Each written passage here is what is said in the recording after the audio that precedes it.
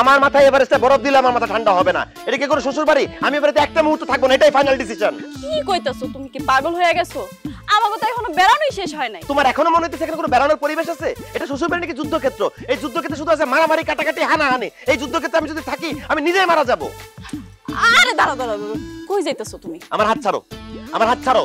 এই দোজকে আমি একটা মুহূর্ত থাকবো না। সারা জীবন শুনছি শ্বশুর বাড়ি মধুর হাড়ি, এখানে থাকবে আদর, ভালোবাসা, আপ্যায়ন। এখানে আছে শুধু মারামারি, কাটাকাটি, হানাহানি। পরিবারের সাথে কিভাবে গ্যাঞ্জাম করা যায়। আমি এখানে থাকলে নিজেই মরে যাবো, আমি থাকবো না আমি এখানে। আচ্ছা শোনো শোনো শোনো, তুমি মাথাটা ঠান্ডা করে এখন একটু আমি তোমার লাগে এক কাপ চা বানাই নিয়ে আইতাছি। আমার কোনো চা খাওয়ার শখ নাই। তোমার যেহেতু চা খাওয়ার খুব শখ আছে, তোমার বাবা মা যখন মেম্বার বাড়ি থেকে আসবে তোমরা সবাই মিলে চা খাও। আমি চলে যেতে চাই, আমাকে যাইতে দাও। আচ্ছা ঠিক আছে, আব্বা মা আসা পর্যন্ত একটু অপেক্ষা করো। শোনো রাইসা, আমি চলে যাবো, এটাই ফাইনাল ডিসিশন। তোমার যদি মন চায় আমার পিছে পিছে আসো, আর যদি মন না চায় এখানে বসে মরো, এটাই তোমার কবরস্থান। আমি গেলাম, আমার পক্ষে এখানে থাকা সম্ভব না, এটা কোনো শ্বশুর বাড়ি হইতেই পারে না। আরে আব্বা আম্মা তো আসো। আল্লাহ রে আল্লাহ, আব্বা আম্মাও বাড়িতে নাই।